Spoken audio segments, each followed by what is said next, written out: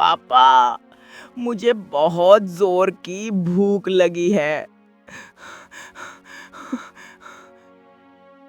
हे भगवान, ऐसा हमारे साथ ही क्यों होता है?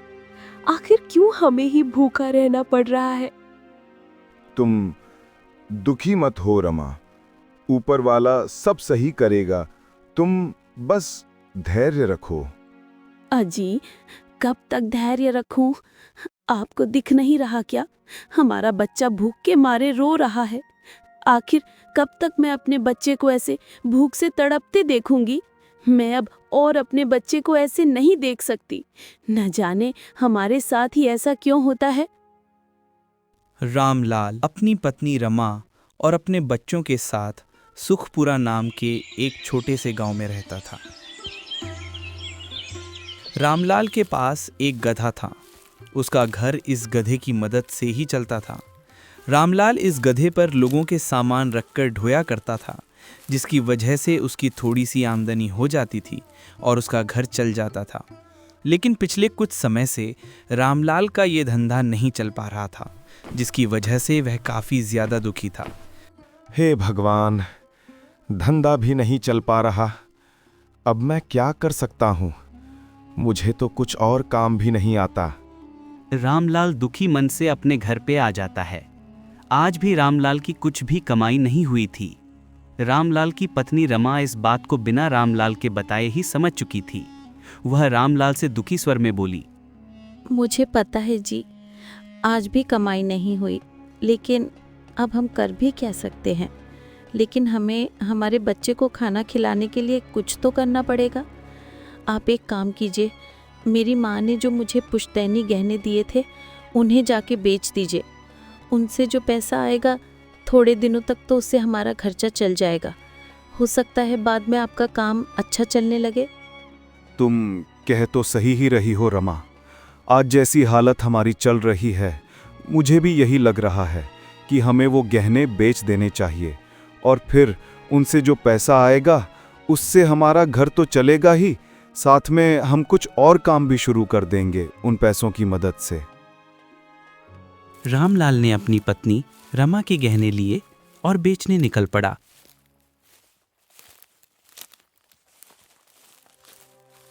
उसने उन गहनों को एक साहूकार को बेच दिया। साहूकार ने उन गहनों के बदले में रामलाल को 5 सोने के सिक्के दिए। जब रामलाल साहूकार से लेन देन कर रहा था, उस समय एक सुरेश नाम का ठग उन्हें देख लेता है। सुरेश भागकर जाता है और अपने साथी महेश को यह सारी बात बताता है। अरे कहाँ खोया है महेश बाबू, आज तो हमारा दिन सच में बनने वाला है। सुन, अभी अभी मैंने देखा, वो जो अमीर साहूकार है ना, वहां से एक आदमी सोने के सिक्के लेकर जा रहा है। भाई, अगर हम दोनों ने सही वक्त पर हाथ साफ कर दिया तो आज रात हम माला माल होंगे। चल जल्दी, आज तो किस्मत हमारे सिर पर हाथ रखकर खुद चली आई है। ऐसा मौका बार बार नहीं मिलता, समझा? चल उठ, आज मजे ही मजे हैं हमारे। मैं यही सोच रहा था कि आज कोई बड़ा हाथ लग जाए, और तू तो पूरी खुशखबरी लेकर ही आ गया। सोने के सिक्के, वो भी साहूकार के। भाई, ये तो भगवान भी नहीं रोक पाएंगे आज हमें माला माल होने से। चल, मैं तैयार खड़ा हूं, बस इशारा कर, किधर जाना है, कैसे पकड़ना है, सब बता दे। इस बार किसी भी हाल में मौका हाथ से नहीं जाने दूंगा। तू आगे आगे चल, महेश बाबू पीछे से पूरा खेल संभाल लेगा। आज की रात हमारी है।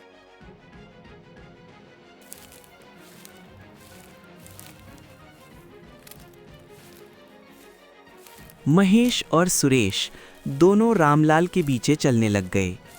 रामलाल को तो इस बात का शक भी नहीं था कि ये दोनों उसका पीछा कर रहे हैं। चलते चलते रामलाल और दोनों ठग एक जंगल में पहुंच गए। दोनों ठगों को अपने पीछे आते देख रामलाल ने सोचा, अरे, ये दोनों आदमी कौन हैं? ये तो कब से मेरे पीछे पीछे ही आ रहे हैं।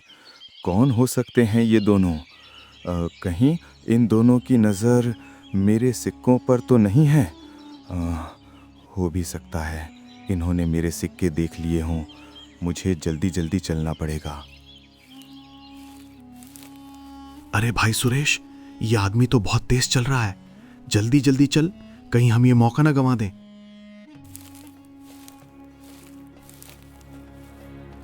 अरे, ये दोनों तो अभी भी मेरे पीछे पीछे ही आ रहे हैं। हे भगवान, कहीं आज मेरे सिक्के चोरी ना हो जाएं। ये दोनों तो मेरा पीछा छोड़ने का नाम ही नहीं ले रहे। मुझे कुछ तो करना पड़ेगा। रामलाल काफी ज्यादा घबरा रहा था क्योंकि सुरेश और महेश उसका पीछा छोड़ने का नाम ही नहीं ले रहे थे।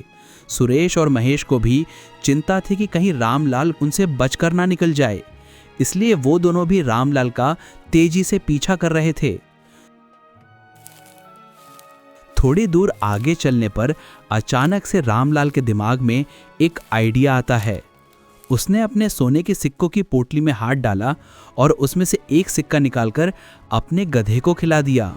अरे फटाफट खा जा भाई, आज तू ही मुझे बचा सकता है, वरना आज मैं तो गया।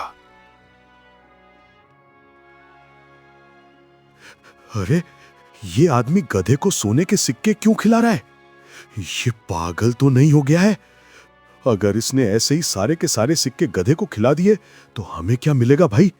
हमें तो फिर ऐसे ही खाली हाथ वापस जाना पड़ेगा। फटाफट चल सुरेश भाई, इसे रोकते हैं। हाँ मेरे भाई, तू कह तो सही रहा है। फटाफट चलते हैं महेश भाई और इसे रोकते हैं। महेश और सुरेश जल्दी जल्दी चलकर रामलाल के पास आते हैं और उससे गुस्से में बोलते हैं, अरे तू पागल हो गया है क्या भाई?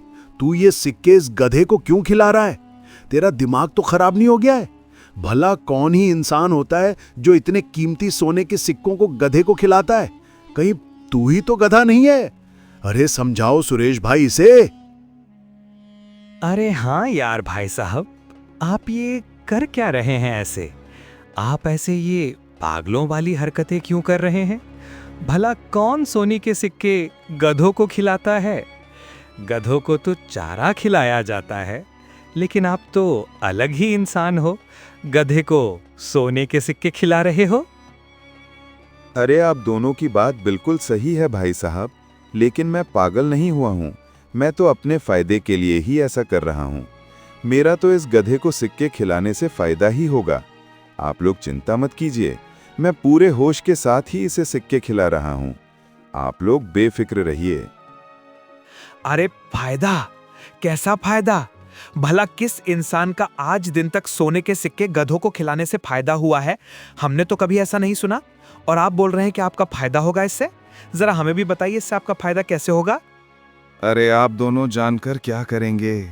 आप लोग तो बस इतना सा ध्यान रखिए कि मेरा इससे कोई भी नुकसान नहीं हो रहा है। और जो आप लोगों ने मेरी इतनी चिंता की, उसके लिए आप दोनों का बहुत बहुत शुक्रिया। नहीं नहीं भाई साहब, हमें भी जानना है, आखिर ऐसी क्या वजह है कि आप ये सोने के सिक्के गधे को खिला रहे हैं? हमें भी तो पता चले इससे आपका क्या फायदा होने वाला है। हमें तो इसमें आपका सिर्फ नुकसान ही नुकसान दिख रहा है। रामलाल पहले तो महेश और सुरेश को कुछ भी नहीं बताता, लेकिन जब वो दोनों इतना पूछते हैं तो रामलाल उनसे कहता है, चलो ठीक है भाई साहब, अब आप इतना कह ही रहे हैं तो बता ही देता हूँ। दरअसल मेरा ये गधा कोई आम गधा नहीं है, ये तो मेरा जादुई गधा है, इसीलिए मैं इसे सोने के सिक्के खिला रहा हूँ। गधा? वो भी जादुई? ये कैसी बातें कर रहे हैं आप भाई साहब? भला कोई गधा जादुई कैसे हो सकता है? हमने तो आज दिन तक ऐसा गधा नहीं देखा, और आप कह रहे हैं कि आपका गधा जादुई है। आखिर इसकी ऐसी क्या खासियत है कि आपको इसे सोने के सिक्के खिलाने पड़ रहे हैं? अरे मुझे पहले ही पता था कि आप दोनों को ये बात समझ ही नहीं आएगी, इसीलिए तो मैं आपको कुछ बताना ही नहीं चाहता था। चलो ठीक है, अब जब आपको कुछ भी समझ नहीं आ रहा तो मैं चलता हूँ। अरे नहीं नहीं भाई साहब, आप जा कहाँ रहे हैं? आपने हमें ठीक से समझाया ही नहीं तो हमें कैसे समझ में आएगा? जरा बताइए, जादुई गधे जैसी बातों पर भला कौन भरोसा कर लेगा? अगर आप सच में ठीक बोल रहे हैं तो हमें अच्छे से समझाइए कि आप अपने जादुई गधे को सोने के सिक्के क्यों खिला रहे हैं। तो सुनिए भाई साहब, आपको यकीन तो शायद ना हो, लेकिन ये मेरा गधा सच में जादुई है। जब मैं इसे एक सोने का सिक्का खिलाता हूं तो ये उसके बदले मुझे 2 सोने के सिक्के लौटाता है।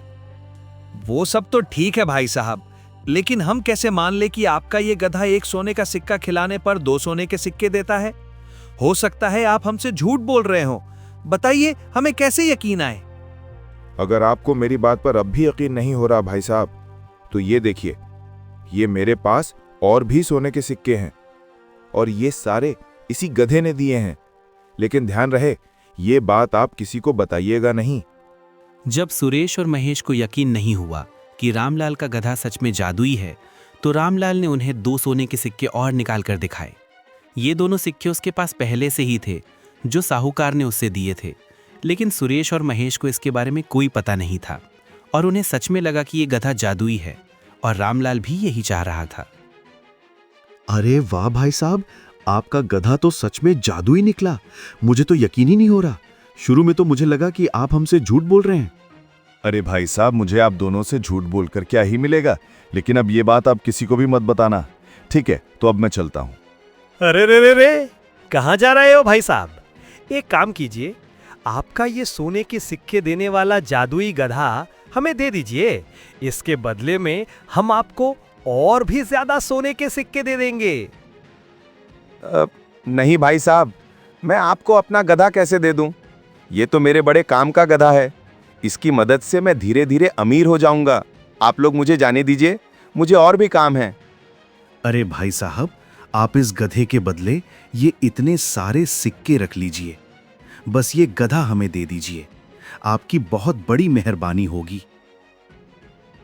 चलो ठीक है भाई साहब, आप इतना कह ही रहे हैं तो आप ले लीजिए इस गधे को। पर इतना याद रखिएगा, जब कभी भी इस गधे को सिक्के खिलाएं तो ये हाथों हाथ सिक्के नहीं देगा, आपको थोड़ा सा इंतजार करना पड़ेगा। असल में ये कोई जादुई गधा नहीं था। यह तो रामलाल ने बस ठगों को पागल बनाने के लिए एक खेल खेला था और ये खेल कामयाब भी हुआ। सोने के सिक्कों के लालच में अंधे ठगों को इस बात का पता ही नहीं चला कि आगे उनके साथ क्या होने वाला है। वो दोनों ठग गधे को लेकर चले गए और रामलाल अपने घर लौट आया। घर पहुंचते ही जब रामलाल की पत्नी को उनका गधा दिखाई नहीं दिया, तो वह अपने पति से पूछती है, अजी सुनिए, हमारा गधा कहाँ है? आप तो उसे अपने साथ ही लेकर गए थे, फिर वो कहाँ है? मुझे तो वो कहीं भी दिखाई नहीं दे रहा। रामलाल ने अपनी पत्नी को अपने साथ हुई सारी घटना सुनाई। जैसे ही उसे इस बारे में पता चला, वह आश्चर्य से बोली, अजी, मुझे तो यकीन ही नहीं हो रहा। ऐसा भी हो सकता है, शायद भगवान ने ही हमारी मदद की है। अब हमें इन सिक्कों की मदद से जल्दी कुछ काम शुरू करना पड़ेगा। हाँ रमा, तुम सही कह रही हो। शायद भगवान ने ही हमारी मदद की थी। अब बस हमें जल्द से जल्द कोई काम शुरू करना पड़ेगा और ये सब करने से पहले हमें सावधान रहना होगा, ताकि उन ठगों को सच्चाई का पता भी ना चले। हमें सोच समझकर कदम उठाने होंगे।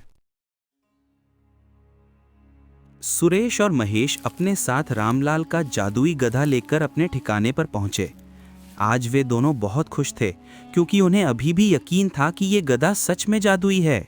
वे सोच रहे थे कि उन्होंने आज बहुत बड़ा फायदा कर लिया है और इस गधे की मदद से अब उनकी किस्मत भी चमकने वाली है। इस खुशी में उनकी थोड़ी घबराहट भी मिली हुई थी, क्योंकि उन्हें नहीं पता था कि आगे क्या होने वाला है और कब सच सामने आएगा। चल भाई महेश, आओ इस गधे को अब सिक्के खिलाएं। शायद ये हमें दुगना करके सोने के सिक्के दे सके। सोचो, अगर ये सच में काम कर गया तो हमारी किस्मत कितनी चमक जाएगी। आओ जल्दी करें, वरना ये मौका हाथ से निकल जाएगा। तुम सही कह रहे हो सुरेश, अब शुभ काम में देरी किस बात की। चलो फटाफट इसे सिक्का खिलाते हैं। सोचो, अगर ये सच में काम कर गया तो हमें कितने सारे सिक्के मिलने वाले हैं। जल्दी करना पड़ेगा, वरना मौका हाथ से निकल जाएगा। महेश ने सुरेश से ऐसा कहकर अपनी जेब से एक सोने का सिक्का निकाला और गधे को खिला दिया। गधा भी बड़े प्यार से उस सिक्के को खा गया। सुरेश और महेश दोनों थोड़ी देर इंतजार करने लगे, लेकिन जब गधा तुरंत सिक्का नहीं लौट आता तो उनकी आंखों में हल्की निराशा और चिढ़ दिखाई देने लगी। वे आपस में बात करने लगे, समझने की कोशिश करते हुए कि आखिर ये गधा सिक्का क्यों नहीं दे रहा? अरे महेश भाई, ये गधा अभी तक सिक्का क्यों नहीं दे रहा? इतनी देर तो हो गई हमने इसे सिक्का खिलाए हुए। क्या हुआ, कहीं ये गधा सच में हमारे साथ खेल तो नहीं खेल रहा? सोचो, अगर ये सच में सिक्का नहीं देगा तो हमारा सारा प्लान ही बिगड़ जाएगा। अरे सुरेश भाई, आप चिंता मत करो। रामलाल ने कहा था ना कि थोड़ी देर इंतजार करना पड़ेगा, थोड़ा धैर्य रखना पड़ेगा। जल्दीबाजी करने में कोई फायदा नहीं है। तो चलो हम थोड़ा और इंतजार कर लेते हैं और देखते हैं कि गधा कब सिक्का देता है। थोड़ी सी शांति और धैर्य से ही कामयाबी मिलती है ना? ठीक है महेश भाई, हम थोड़ा और इंतजार कर लेते हैं। शायद थोड़ी देर धैर्य रखने से ये गधा सिक्का वापस दे देगा। आखिरकार रामलाल ने ही कहा था कि जल्दबाजी करने में कोई फायदा नहीं है ना? तो चलो अब हम थोड़ा शांत हो जाते हैं और देखते हैं कि आगे क्या होता है। सुरेश और महेश ने गधे को सिक्का खिलाए हुए 3 घंटे और इंतजार किया, लेकिन गधा अब तक उन्हें कोई सोने का सिक्का नहीं दे रहा था। जितनी देर बीतती गई, उनकी उम्मीदें धीरे धीरे कम होने लगीं और थोड़ी निराशा भी उनके चेहरे पर दिखने लगी। वे सोचने लगे कि कहीं ये गधा सच में उनके साथ मजाक तो नहीं कर रहा, या उनकी योजना में कोई चूक हो गई है। फिलहाल गधा बिल्कुल शांत बैठा था। अरे यार भाई, इसने तो अभी तक हमें 2 गुने सोने के सिक्के नहीं दिए। आखिर ऐसा क्या चक्कर पड़ गया?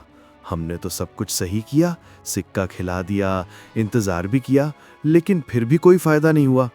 क्या हम कुछ भूल तो नहीं गए, या ये गधा सच में हमारा मजाक तो नहीं बना रहा? अरे यार महेश, मैं तो पहले ही कह रहा था कि ये गधा सोने के सिक्के नहीं दे रहा। मुझे लगता है हमें इससे और भी सिक्के खिलाने पड़ेंगे। महेश और सुरेश को कुछ समझ में नहीं आया कि आखिर ये गधा उन्हें सोने के सिक्के क्यों नहीं दे रहा। उन्हें अभी भी लगता रहा कि शायद उन्होंने गधे को सिक्के कम दिए हैं, इसलिए ये सिक्के वापस नहीं दे रहा।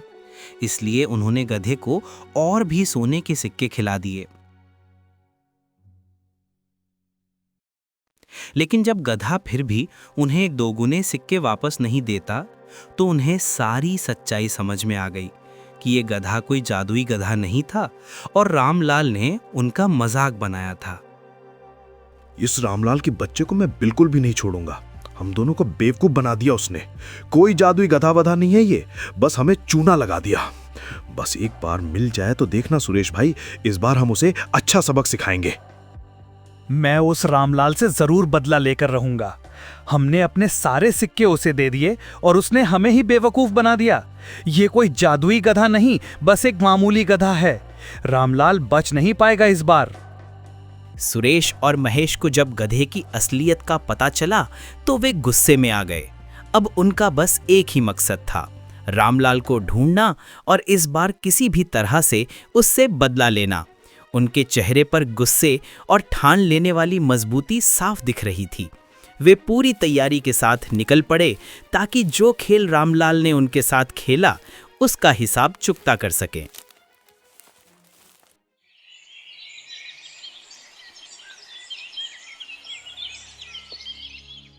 रामलाल और उसकी पत्नी रमा भी अब उन पैसों की मदद से कोई काम शुरू करने की सोचते हैं, जिसकी मदद से वो और भी ज़्यादा पैसे कमा सकें और अपना घर का खर्च चला सकें।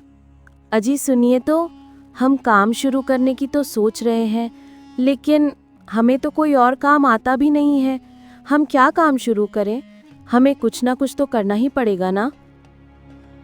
हाँ भाग्यवान, मैं भी यही सोच रहा था कि मैंने तो बस जिंदगी भर लोगों का सामान इधर उधर ही रखा है। मुझे तो उसके अलावा और कोई काम भी नहीं आता। तो फिर आखिर हम ऐसा क्या काम करें जो अच्छा चल सके?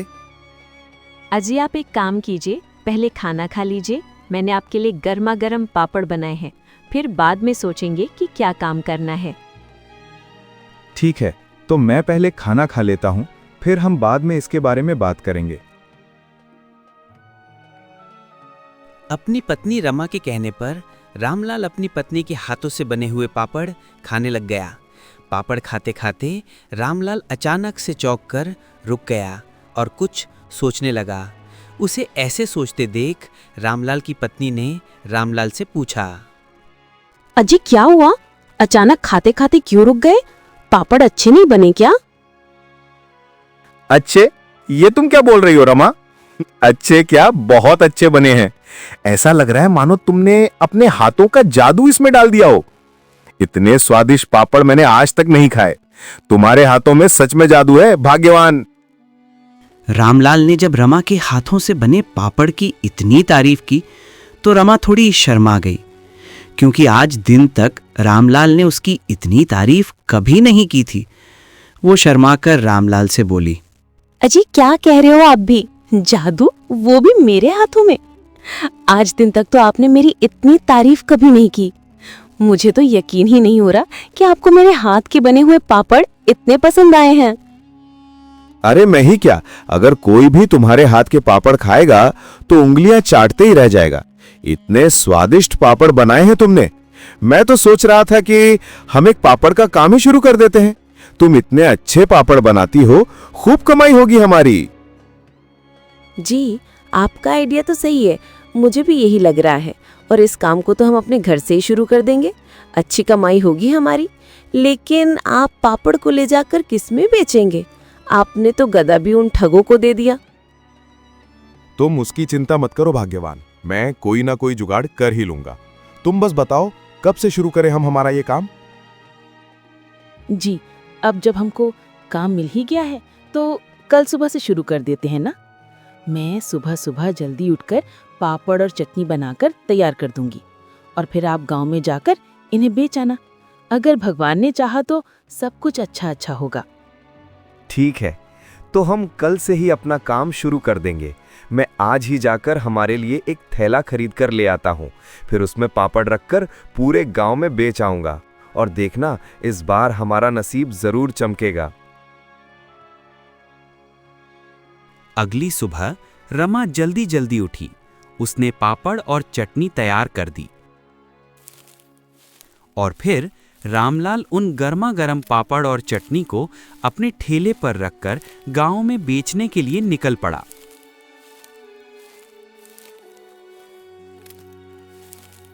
ले लो भैया ले लो, गर्मा गर्म पापड़, कुरकुरे पापड़, रामलाल के पापड़। एक बार खाओ, बार बार याद आओ। रामलाल जोर जोर से आवाज लगाकर लोगों को अपने ठेले के पास बुला रहा था, लेकिन एक भी गांव वाला उसके पास पापड़ खरीदने नहीं आया। लोग उसे दूर से ही देखकर निकल जा रहे थे, कोई भी उसके पास नहीं रुक रहा था। रामलाल की समझ में नहीं आ रहा था कि आखिर लोग क्यों नहीं खरीद रहे। हे भगवान, ये क्या हो रहा है? मेरे पास तो एक भी आदमी पापड़ खरीदने नहीं आया। अगर कोई एक भी आदमी पापड़ खरीद कर चखेगा ही नहीं तो लोगों को कैसे पता चलेगा कि मेरे पापड़ सच में स्वादिष्ट हैं? मैं उन्हें कैसे यकीन दिलाऊं कि मेरे पापड़ बाकी दुकान वालों के पापड़ों से कहीं बेहतर हैं? रामलाल का आज पूरे दिन एक भी पापड़ नहीं बिका। थका हारा उदास मन से वह घर की ओर चल पड़ा। उधर घर पर रमा बड़े उत्साह से उसका इंतजार कर रही थी। उसे पूरा भरोसा था कि आज तो खूब कमाई हुई होगी। लेकिन जैसे ही रामलाल घर पहुंचा और रमा ने ठेले पर ज्यों के त्यों रखे पापड़ देखे, वो सब कुछ समझ गई। उसके चेहरे की खुशी धीरे धीरे गायब होने लगी। रमा, हमने तो सोचा था कि हमारी खूब कमाई होगी, लेकिन हमारा तो एक भी पापड़ नहीं बिका। सारा दिन धूप में खड़ा रहा, गला सूख गया चिल्लाते चिल्लाते। ले लो गर्मा गर्म पापड़, पर कोई भी मेरे पास पापड़ चखने तक को नहीं आया। जो लोग पास से गुजर रहे थे वो भी मुझे देखकर ऐसे आगे बढ़ जाते थे जैसे मैं वहां हूं ही नहीं। मुनाफा होने के बजाय तो आज नुकसान हो गया भाग्यवान। अगर लोग चखेंगे ही नहीं तो उन्हें कैसे पता चलेगा कि तुम्हारे हाथ के बने पापड़ कितने स्वादिष्ट हैं? मुझे तो अब डर लग रहा है, अगर कल भी ऐसे ही हुआ तो हम क्या करेंगे?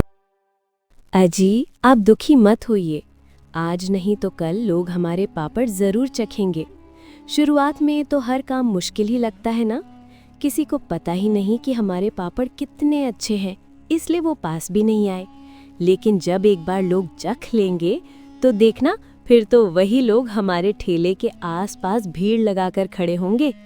हमें बस थोड़ा सा सब्र रखना होगा और लोगों को यकीन दिलाना होगा कि हमारे पापड़ सच में स्वादिष्ट हैं। सब कुछ धीरे धीरे ठीक हो जाएगा। लेकिन अब हम लोगों को यकीन दिलाने के लिए क्या करें रमा? लोग तो ठेले को देखकर दूर से ही निकल जा रहे थे। अजी सुनिए, मेरे दिमाग में एक आइडिया आया है। क्यों ना हम लोगों को पहले एक बार फ्री में चखने के लिए दें।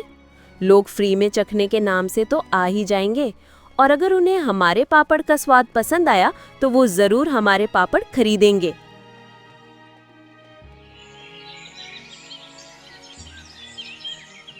अगली सुबह भी रामलाल अपने ठेले को लेकर पापड़ बेचने के लिए गांव में निकल पड़ा। लेकिन आज उसने अपने प्लान के अनुसार लोगों को एक पापड़ फ्री में चखने के लिए बुलाया। अरे आ जाओ भाइयों, आ जाओ, गर्मा गर्म पापड़ ले लो, एक पापड़ फ्री में चखो। अगर पसंद आए तो खरीद लेना, वरना पैसे मत देना। गांव का एक आदमी फ्री में पापड़ चखने के लिए रामलाल के ठेले के पास आया। वह रामलाल से पूछने लगा कि अरे भाई, क्या तुम सच में एक पापड़ फ्री में चखने को दे रहे हो? कहीं तुम झूठ तो नहीं बोल रहे? एक तो मैं पापड़ चख लूं और फिर तुम मुझसे पैसे मांग लो। अरे नहीं नहीं भाई साहब, आपने बिल्कुल सही सुना है। मैं एक पापड़ फ्री में चखने को दे रहा हूं। अगर आपको पापड़ पसंद आए तो आप और भी पापड़ खरीद लेना और उनके पैसे दे देना। लेकिन इस एक पापड़ का मैं आपसे पैसा नहीं लूंगा। ठीक है, तो फटाफट से मुझे एक गर्मा गर्म पापड़ चटनी में लगा कर दो। अगर मुझे स्वाद पसंद आया तो मैं और भी पापड़ अपने बच्चों के लिए खरीद लूंगा। जरूर भाई साहब, अभी देता हूं आपके लिए गर्मा गर्म स्वादिष्ट पापड़, जिसे खाकर आप उंगलियां चाटते रह जाओगे। रामलाल ने गांव वाले को एक पापड़ दिया। गांव वाला उसे खाने लगा। जैसे ही पापड़ और चटनी का स्वाद उसकी जीभ पर पड़ा, वो अचानक चौंक गया और खुश होकर रामलाल से बोला, आहा, वाह, क्या बात है भाई साहब, मैंने इतने स्वादिष्ट पापड़ आज तक नहीं खाए।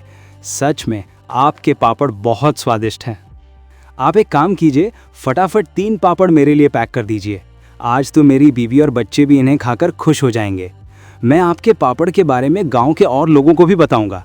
सच में आपके पापड़ काफी स्वादिष्ट हैं। गांव वाले ने रामलाल के पापड़ की खूब तारीफ पूरे गांव में कर दी। उसकी बात सुनकर और भी लोग पापड़ चखने आए। धीरे धीरे करके उस दिन रामलाल के सारे पापड़ बिक गए। रामलाल और रमा दोनों बहुत खुश थे कि आखिर उनकी मेहनत रंग लाई। उधर महेश और सुरेश दोनों ही रामलाल को ढूंढते हुए गांव में इधर उधर घूम रहे थे। तभी एक गांव वाला उनकी तरफ आता है और उनसे कहता है, अरे सुरेश भाई, सुना है इस गांव में एक पापड़ वाले के पापड़ बड़े स्वादिष्ट मिलते हैं। अभी तक तुमने नहीं खाए क्या? मैंने भी आज ही चक्कर देखे, कसम से उंगलियां चाटते रह जाओगे। अरे नहीं भाई, मैंने तो अभी तक ऐसा कुछ नहीं सुना। पर अब जब तुम कह ही रहे हो तो आज चल के हम भी खा ही लेते हैं। सुरेश और महेश दोनों पापड़ चखने के लिए गांव की ओर निकल पड़े। उन्हें तो इस बात का जरा सा भी अंदाजा नहीं था कि जिस पापड़ वाले की तलाश में वे जा रहे हैं वो कोई और नहीं बल्कि रामलाल ही है। ढूंढते ढूंढते आखिरकार वे रामलाल के ठेले तक पहुंच ही गए। अरे तुम ही हो वो फेमस पापड़ वाले। तुमने हम दोनों के साथ धोखा किया है। तुम तो बोल रहे थे कि तुम्हारा गधा जादुई है, लेकिन वो तो एक साधारण गधा निकला। हमें बेवकूफ बनाया तुमने। आज हम तुम्हें यूं ही नहीं छोड़ेंगे। हाँ रामलाल, तुमने हमारे साथ बहुत बड़ा धोखा किया है। झूठ बोलकर हमारे सोने के सिक्के ले लिए। अब हम तुम्हें छोड़ेंगे नहीं। तूने हम दोनों को पागल बनाया है। पागल? वो भी मैंने? अरे भाई साहब, मैंने आपको पागल नहीं बनाया। पागल तो आप दोनों पहले से ही हो। मुझे तो हंसी इस बात पर आती है कि आप दोनों ने जादुई गधे जैसी बात पर भी भरोसा कर लिया। अब हंसना बंद करो रामलाल। तुमने हमारे साथ गलत किया है। या तो हमारे सिक्के अभी के अभी लौटा दो, वरना हम तुम्हें बर्बाद करके रख देंगे।